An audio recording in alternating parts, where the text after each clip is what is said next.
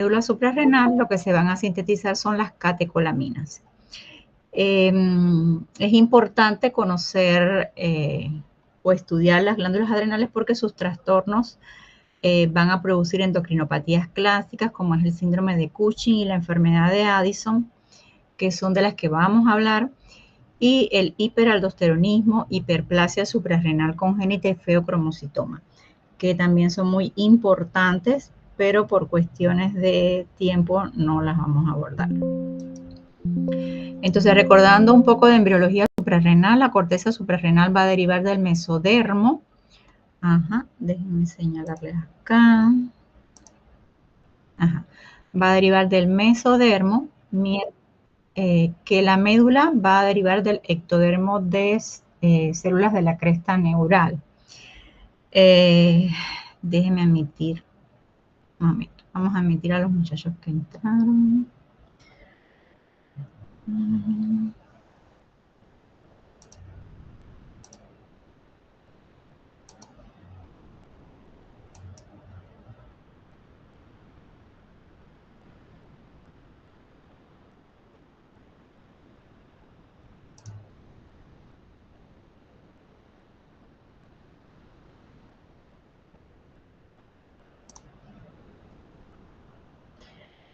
Ajá, entonces, como les comentaba, son la médula las glándulas adrenales como si fueran dos glándulas en una, porque sus funciones son diferentes, su regulación es diferente y su origen embriológico también es diferente. La corteza se origina a partir del mesodermo de la cresta urogenital, mientras que la médula se va a originar del ectodermo de células de la cresta neural. O sea que la médula tiene un origen neural más que todo.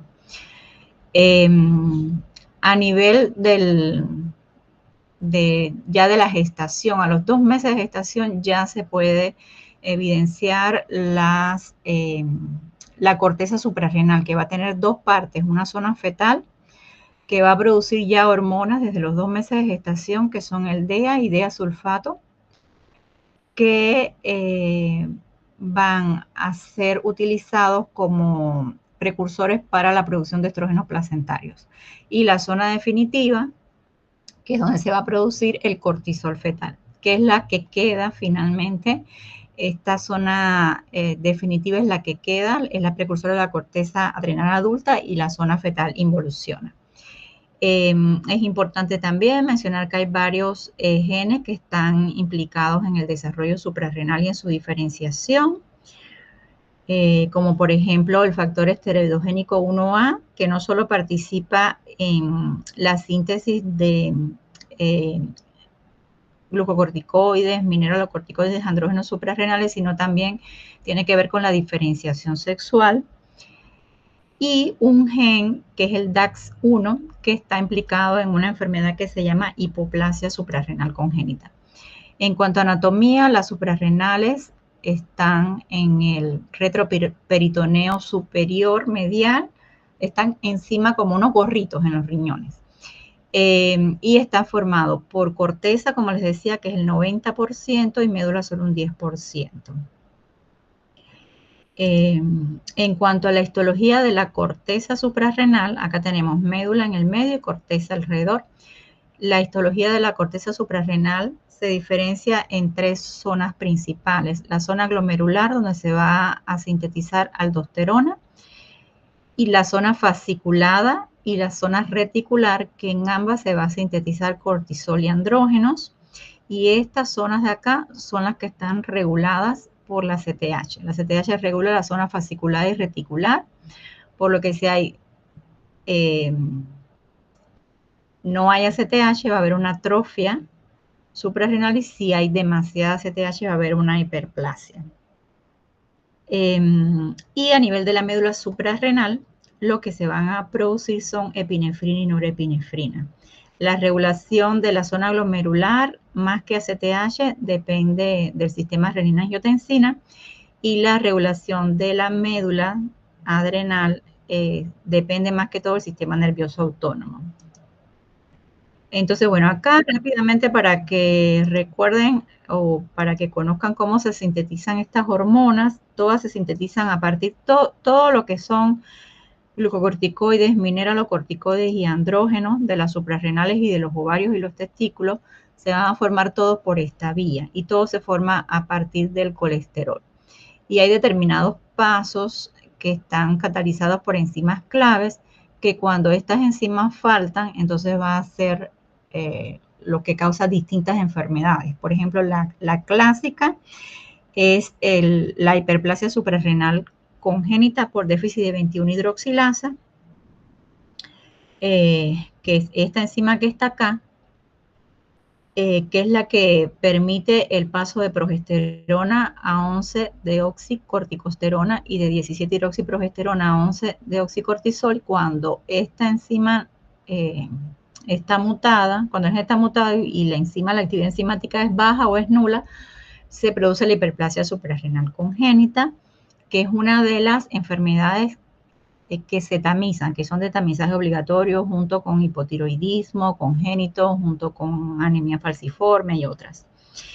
Y bueno, estas enzimas, que tampoco es que tengan que aprendérselas, también cuando hay mutaciones a nivel de estas otras enzimas, también se producen otras formas más raras de hiperplasia suprarrenal congénita. Entonces, ¿cómo se regula el eje hipotálamo-hipófisis suprarrenal? A nivel del hipotálamo, si recordamos la primera clase, se va a producir la CRH, que es la Corticotropin Release Hormone, que es la hormona liberadora de corticotropina, y también se va a producir la arginina vasopresina. Entonces, esa CRH va a estimular a nivel de los corticotropos de la hipófisis la producción de ACTH, que a su vez va a estimular la zona fasciculada y la zona reticular de la corteza suprarrenal, lo que va a hacer que se produzcan glucocorticoides y que se produzcan andrógenos suprarrenales. Entonces, a su vez, ese cortisol libre por retroalimentación negativa va a inhibir la producción de ACTH a nivel de la hipófisis y CRH a nivel del hipotálamo. Como les comentaba, la síntesis y la liberación de mineralocorticoides depende más que todo del sistema renina-angiotensina, pero también la CTH tiene cierto control. Entonces, es importante en las glándulas adrenales que también hay otros mecanismos de regulación, no solo este mecanismo que acabamos de ver, sino que también existe el ritmo circadiano. El ritmo circadiano es un ritmo que regula tanto sueño como hormonas, como otros procesos del organismo que dura aproximadamente 24 horas. Y en este caso específico, ¿en qué consiste? En que la CTH y el cortisol van a tener un pico antes de despertar, como vemos acá, CTH y cortisol, y van a tener un nadir a medianoche. Esto porque es importante porque nos ayuda en el diagnóstico de síndrome de Cushing, porque una de las cosas que ocurre es que hay una pérdida del ritmo circadiano. La otra regulación es la respuesta al estrés, o sea, si bien existe un ritmo circadiano, cuando hay determinados estímulos, sobre todo el estrés, este ritmo circadiano se rompe. ¿Cuáles van a ser estos estímulos? Estímulos físicos, por ejemplo, cirugías, traumas, hipoglucemia, fiebre. Estudios psíquicos, tanto la ansiedad como la depresión, van a aumentar la secreción de CRH, CTH y cortisol.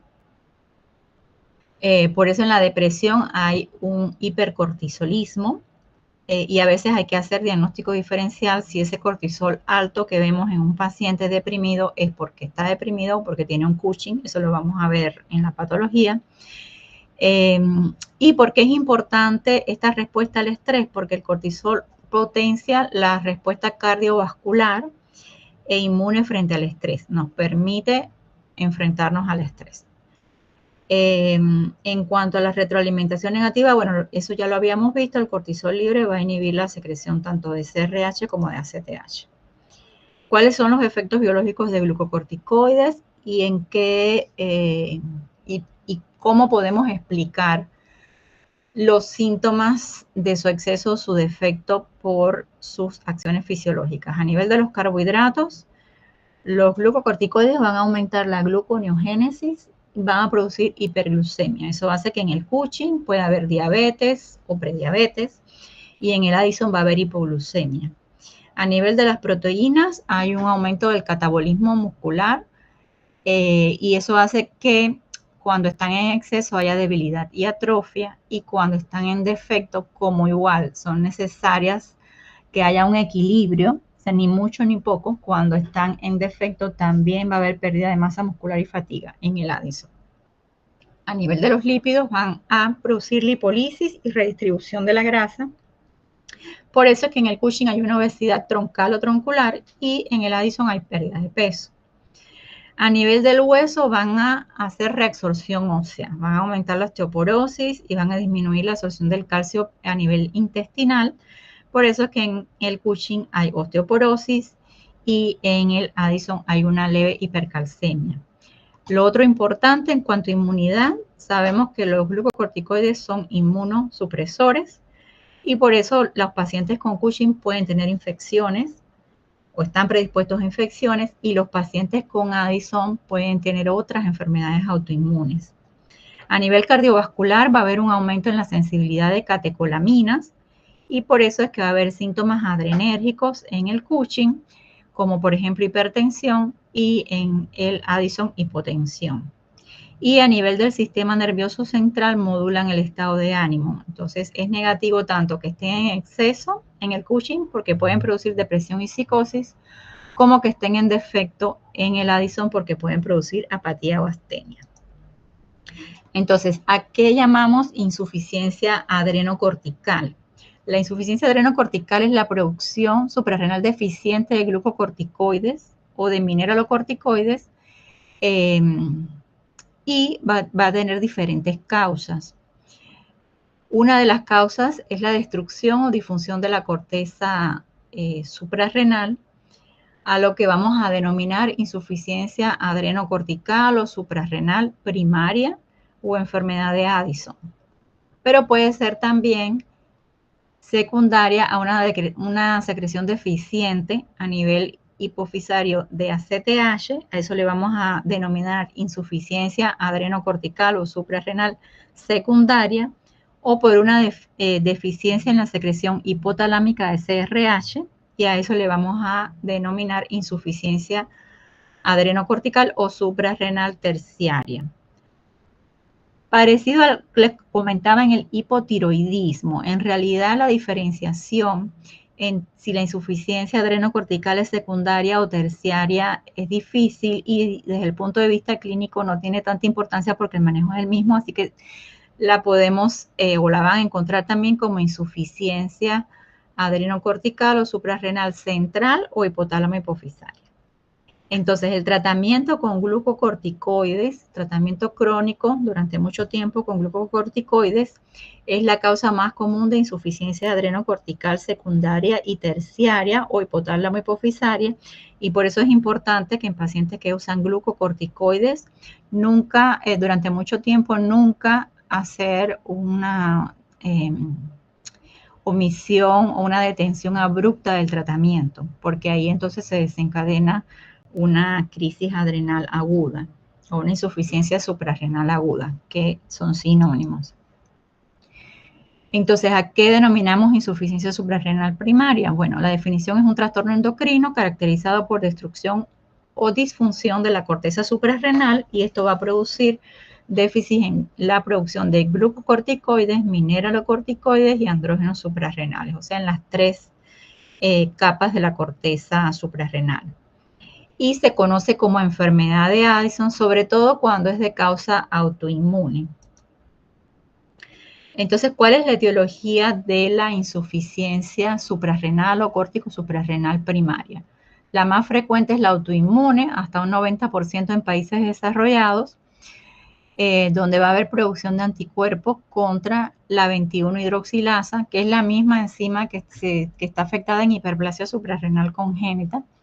Aquí hay anticuerpos contra esa enzima.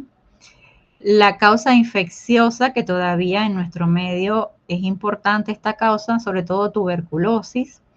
En América Latina la tuberculosis sigue siendo una causa importante de insuficiencia suprarrenal, mientras que en países desarrollados, Europa, Estados Unidos, predomina la causa autoinmune.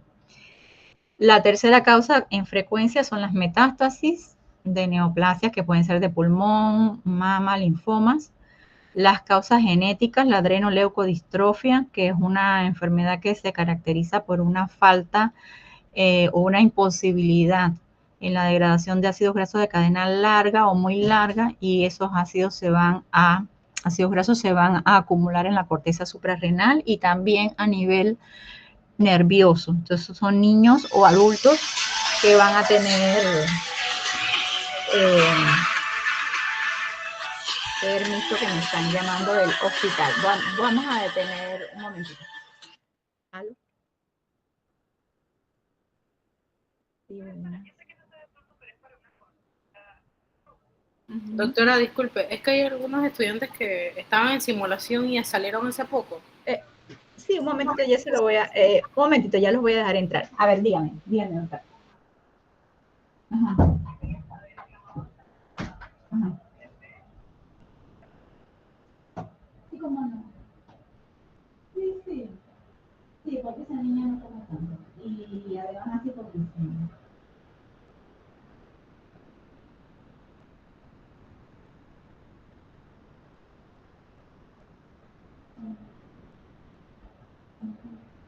Esa que la niña ve, esa que la sola no vive. Y avisar si la niña se le pierde la canalización, hay que cambiarle. Exacto.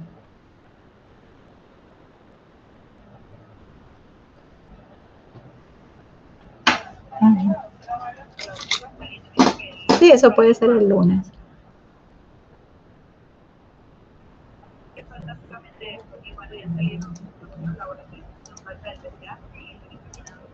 Ajá, sí.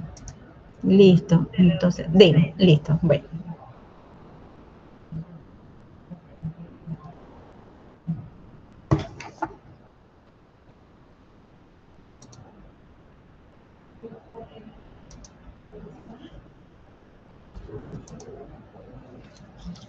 Bueno, vamos a continuar. Ustedes me disculpan, pero me estaban llamando porque también estoy, o sea, tengo que estar pendiente de las llamadas del hospital. Entonces, bueno, como les decía, la adrenoleucodistrofia, puede ser que ustedes hayan visto, hay una película que se llama El aceite de Lorenzo, que habla de un niño con una adrenoleucodistrofia. Si lo pueden ver, es bien interesante, y también desde el punto de vista médico, ya no se les olvida cuando vean ese drama.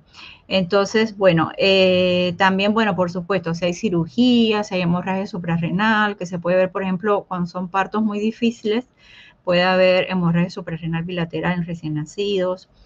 Y menos frecuente el síndrome poliglandulares autoinmunes, que asocian varias enfermedades autoinmunes. Por ejemplo, el poliglandular autoinmune tipo 1 asocia Addison, insuficiencia suprarrenal primaria de causa autoinmune, con hipoparatiroidismo autoinmune y candidiasis mucocutánea. Y el poliglandular autoinmune 2 asocia el Addison con una tiroiditis o una enfermedad de Gray, que sabemos que son autoinmunes, y una diabetes tipo 1, que también son autoinmunes. Por eso se les llama así poliglandular autoinmune. Entonces, ¿cuál es la fisiopatología de la insuficiencia suprarrenal o córtico suprarrenal? Va a haber primaria, porque estamos hablando de insuficiencia córtico suprarrenal primaria cuando la afectación primaria es a nivel de corteza suprarrenal. Entonces, lo primero que ocurre es que va a haber una atrofia o una disfunción a nivel de las cortezas suprarrenal, y va a haber una disminución en la síntesis de cortisol, aldosterona y andrógenos. El cortisol, la ausencia de cortisol va a hacer que se pierda la retroalimentación negativa sobre hipófisis y sobre hipotálamo, y esto va a hacer que aumenten la CTH y la CRH. O sea, cuando tenemos una insuficiencia suprarrenal primaria, vamos a tener un cortisol bajo con una CTH alta. La CRH no se mide habitualmente. Y lo otro que tenemos, que también va a haber una disminución en la producción de aldosterona, y la aldosterona habitualmente lo que hace es inhibir la secreción de renina y por consiguiente la producción de angiotensina. Entonces aquí vamos a tener una aldosterona baja con una renina elevada. Vamos a dejar entrar.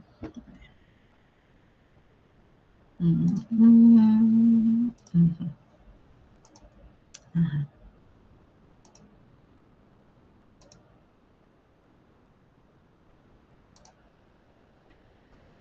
Entonces, bueno, al haber un déficit de aldosterona, también va a haber un desequilibrio electrolítico caracterizado por hiponatremia, hiperpotasemia, hipercalemia y disminución del volumen plasmático, porque la aldosterona es una hormona que aumenta la reabsorción de sodio a nivel renal y de agua y disminuye la reabsorción de potasio. Entonces, si ella falta, va a haber hiponatremia, hipercalemia y hipovolemia. Esto va a ser una característica solamente de la insuficiencia suprarrenal primaria, porque en la insuficiencia suprarrenal secundaria o terciaria no va a haber deficiencia de aldosterona. Y esto es una de las diferencias y que nos pueden ayudar a hacer el diagnóstico diferencial. ¿Cuáles van a ser las manifestaciones clínicas de la enfermedad de Addison o insuficiencia córtico suprarrenal o suprarrenal primaria? Síntomas principales que son la fatiga progresiva, la astenia marcada, va a haber también pérdida de peso y anorexia. Acuérdense que hay pérdida de proteínas musculares, dolor abdominal, náuseas, vómitos, diarrea, y tienen una avidez por la sal, deseo intenso de comer sal, porque recuerden que hay déficit de aldosterona y se pierde sodio a nivel renal. Y eso es característico de estos pacientes, la avidez por la sal. Otros signos característicos es la hiperpigmentación difusa de piel y mucosas. Acá pueden ver, por ejemplo, en los pliegues de las palmas de las manos, la mucosa oral, las encías están hiperpigmentadas. Donde quiera que haya sitios de presión, por ejemplo, en el codo, donde va el cinto, ahí también pueden aparecer zonas más hiperpigmentadas.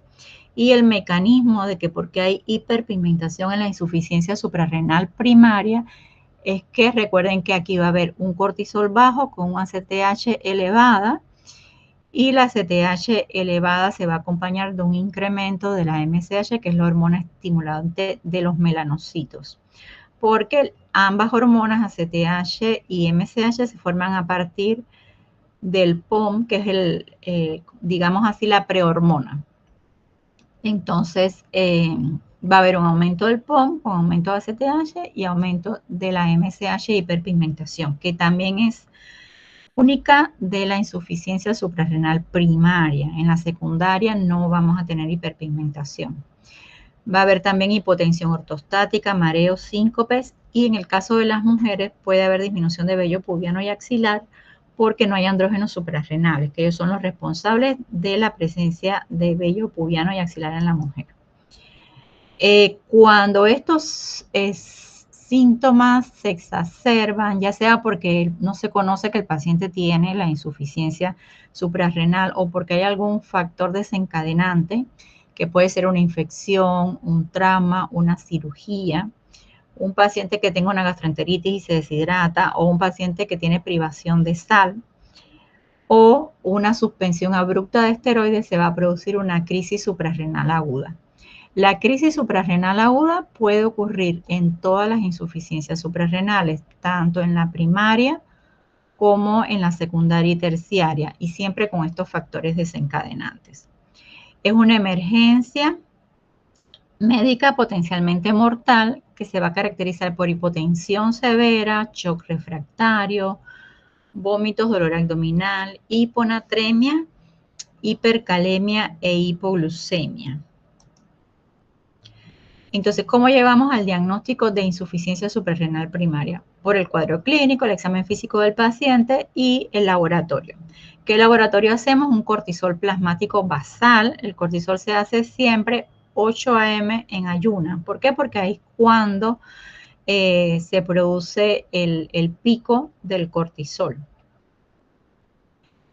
Si el cortisol basal está menor de 3 o 5 microgramos por decilitro en la mañana, es muy sugestivo de una insuficiencia suprarrenal.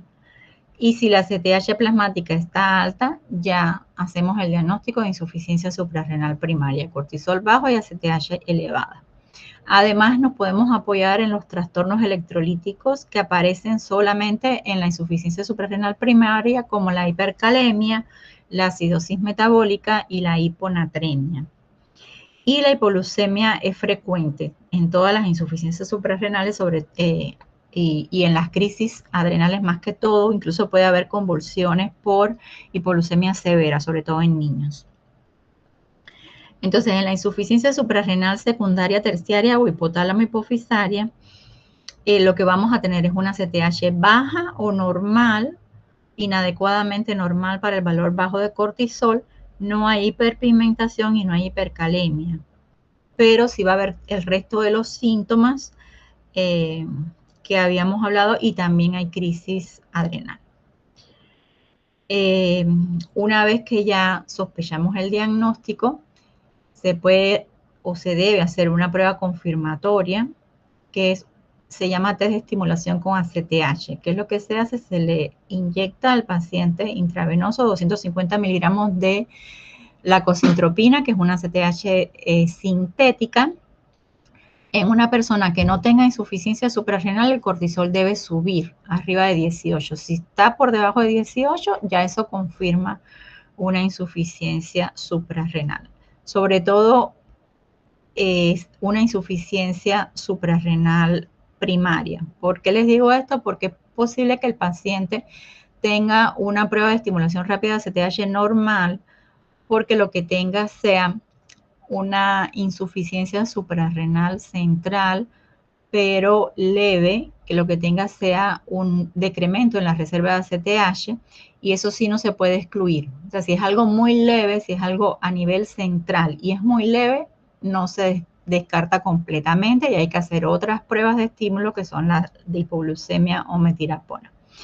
O la hipoglucemia insulínica, que es la que hay en nuestro medio, hipoglucemia insulínica.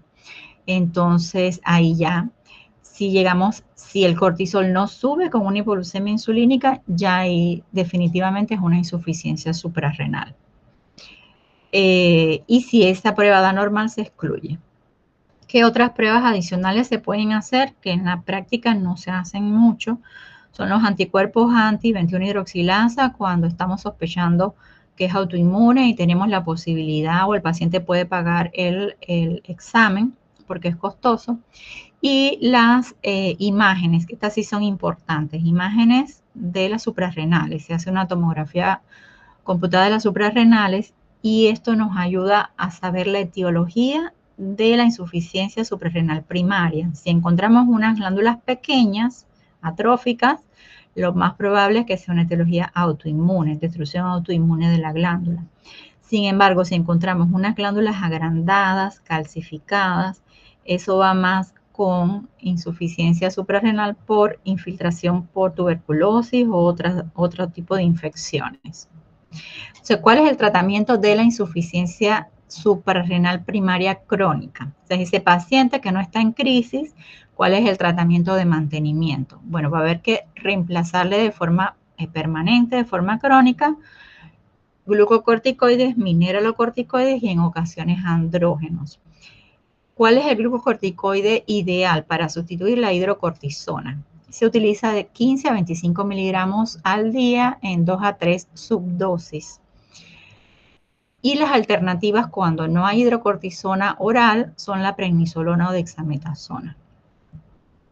El otro tratamiento importante en insuficiencia suprarrenal primaria es sustituir los mineralocorticoides para que no haya pérdida de sal. Se utiliza la fludrocortisona, que es un mineralocorticoide de 0.05 a 0.2 miligramos al día. ¿Y cuál es el objetivo de dar este medicamento? Evitar la hipotensión, normalizar el sodio, el potasio y la actividad de renina plasmática.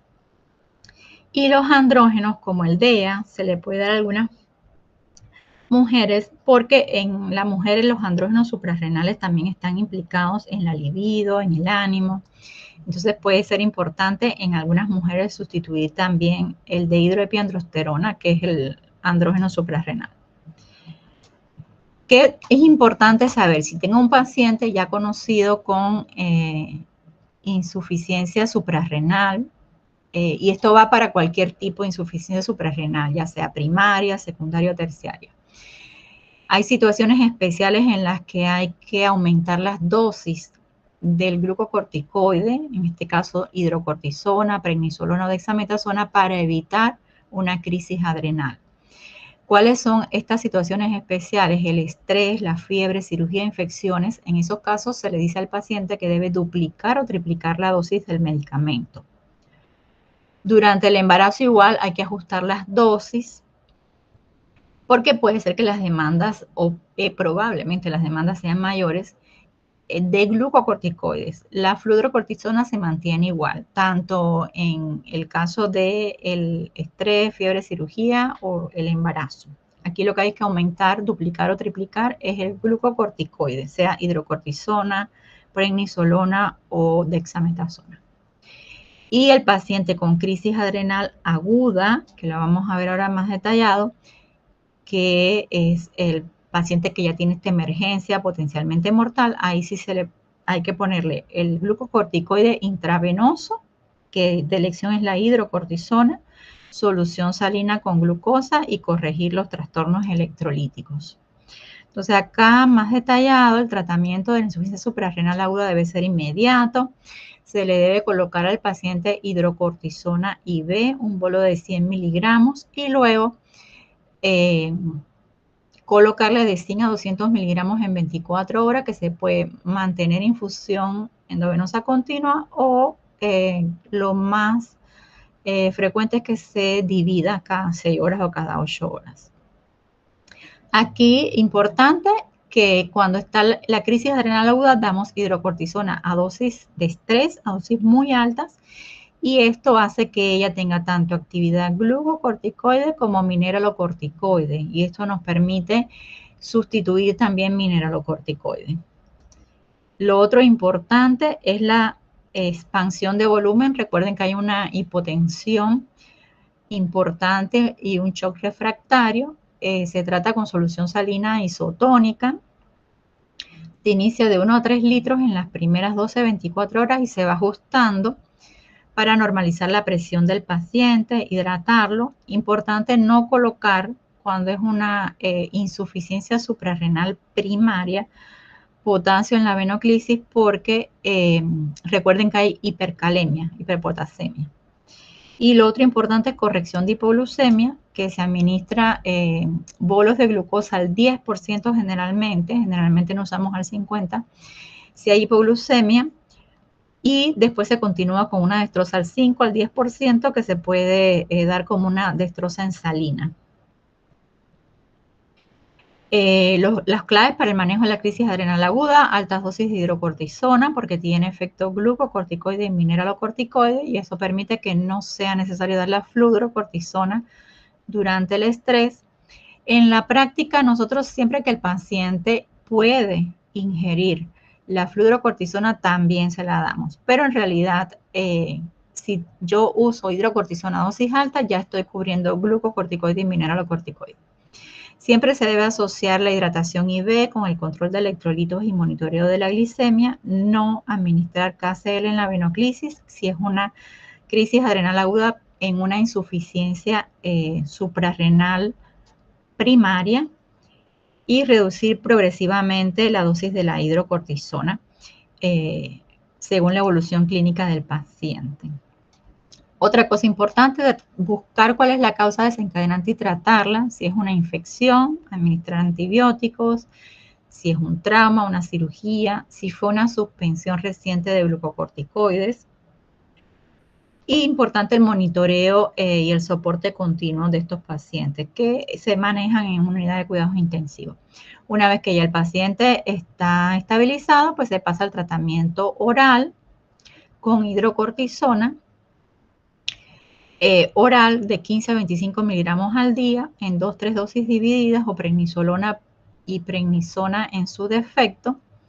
Y si la insuficiencia suprarrenal es primaria, además de la hidro oral, se le agrega la fludrocortisona oral. Si es una insuficiencia suprarrenal central, de secundaria o terciaria, solo es hidrocortisona lo que requiere. Importante que el paciente debe usar una tarjeta o un brazalete médico que lo identifique, recordarle que si tiene fiebre, cirugía o trauma, tiene que duplicar o triplicar la dosis del glucocorticoide. Se le debe entrenar al familiar o al paciente cómo administrarse una dosis de hidrocortisona intravenosa si está lejos del hospital y no puede ingerir vía oral, y el seguimiento con endocrinología. Entonces, punto para recordar en crisis adrenal aguda: primero tratar, diagnosticar después. O sea, no hay que esperar la confirmación del laboratorio. Si quieren, se puede tomar una muestra. Si es un paciente no conocido y se sospecha, se toma una muestra de sangre que se guarda en laboratorio y se inicia el tratamiento. Y ya después podemos ver el laboratorio. La hidrocortisona en dosis farmacológicas cubre déficit de cortisol y aldosterona. Es importante la reposición agresiva de líquidos y la hipoglucemia para salvar vidas. Y que todo paciente con insuficiencia suprarrenal debe estar educado a ajustar la dosis de estrés. Cuando hay una cirugía, igual, es lo que acabamos de decir, para evitar que haya una crisis adrenal aguda, ese paciente probablemente haya que aumentar las dosis de glucocorticoides. Es importante la evaluación perioperatoria. Siempre, si que es un paciente conocido es más fácil, pero sospechar que todo paciente que está recibiendo glucocorticoides por una enfermedad X, por ejemplo, artritis reumatoidea, por más de 3 semanas, en el último año, es un paciente que tiene riesgo de tener una insuficiencia suprarrenal, en este caso central, y es un paciente que vale la pena cubrirlo con glucocorticoides. Y importante la dosis de estrés de glucocorticoides con hidrocortisona. Esta sí debe ser con hidrocortisona intravenosa. En dependencia de la intensidad de la cirugía, va a ser la dosis de hidrocortisona. Si es una cirugía menor, se mantiene la dosis habitual del glucocorticoide y solamente se le colocan 25 miligramos IV de hidrocortisona cuando va a comenzar la cirugía. Si es una cirugía ya moderada, como una histerectomía, se sube la dosis a 50-75 miligramos de hidrocortisona IV preoperatorio, y después se sigue con 25 miligramos IV cada 8 horas por 24 horas. Y ya las cirugías grandes o un paciente séptico o politraumatizado que esté en una UCI, pues ese paciente 100 miligramos IV de hidrocortisona preoperatorio, seguido de 50 miligramos IV cada 8 horas, mínimo 48-72 horas. El pronóstico es muy bueno, nada más que sí requiere educación continua para evitar la crisis, ajustar las dosis de estrés y la vigilancia de los electrolitos. Acá mensajes para llevar sobre insuficiencia suprarrenal primaria que afecta a todas las capas: la glomerular, la fascicular y la reticular, por lo que va a haber déficit de mineralocorticoides, glucocorticoides y andrógenos suprarrenales. Se distingue de la forma secundaria porque hay hiperpigmentación e hipercalemia, que no la va a haber en la secundaria, y que es fundamental reconocer y tratar a tiempo la crisis adrenal aguda. Entonces vamos a hablar ahora rápidamente de la insuficiencia suprarrenal secundaria y terciaria o hipotálamo hipofisaria. La definición es un déficit en la producción de cortisol, pero por falla hipofisaria que provoca disminución de la secreción de ACTH, o una falla hipotalámica que produce disminución de la secreción de CRH, o ambas en conjunto. Y a diferencia de la insuficiencia suprarrenal primaria, no va a haber déficit de mineralocorticoides porque la aldosterona depende más del sistema renina-angiotensina. Entonces aquí va a haber déficit de glucocorticoides y de andrógenos suprarrenales. La etiología: tumores hipotálamo hipofisarios, cirugías, radioterapia en pacientes, por ejemplo, que han tenido tumores también, infartos, hemorragias hipofisarias, y la terapia glucocorticoidea prolongada con supresión crónica del eje, que es lo que les comentaba que es la causa más frecuente de insuficiencia suprarrenal de forma global. Es ese paciente que usa glucocorticoides de forma crónica, el exceso de glucocorticoides va a inhibir por retroalimentación negativa la ACTH y la CRH, y esto a su vez, como no hay ACTH, se va a atrofiar la corteza suprarrenal de este paciente. Entonces, cuando este paciente elimina o para de forma brusca su medicación, hace la insuficiencia suprarrenal aguda. La fisiopatología, bueno, va a haber una disminución en la secreción de ACTH, por lo que hay disminución de la estimulación en zona fascicular y reticular, y hay disminución en la producción de cortisol y andrógenos suprarrenales. Los mineralocorticoides están conservados, o sea, hay aldosterona, porque depende del sistema renina-angiotensina y no de ACTH. ¿Cuáles van a ser las manifestaciones clínicas de la insuficiencia suprarrenal secundaria, terciaria o hipotálamo hipofisaria? En general va a ser menos grave que la forma primaria porque no hay defecto de mineralocorticoides, tiene un comienzo insidioso, tiene síntomas en común como la fatiga, la debilidad, la anorexia, pérdida de peso, la depresión, la apatía y las alteraciones en la memoria. Y son frecuentes la hipoglucemia, las náuseas, los vómitos. Puede haber hipotensión, pero menos marcada que en el caso de la primaria.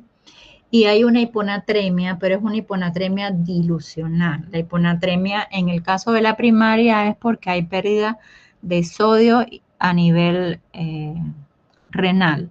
Acá no, porque hay mineralocorticoides. Acá lo que se produce es que se va a producir un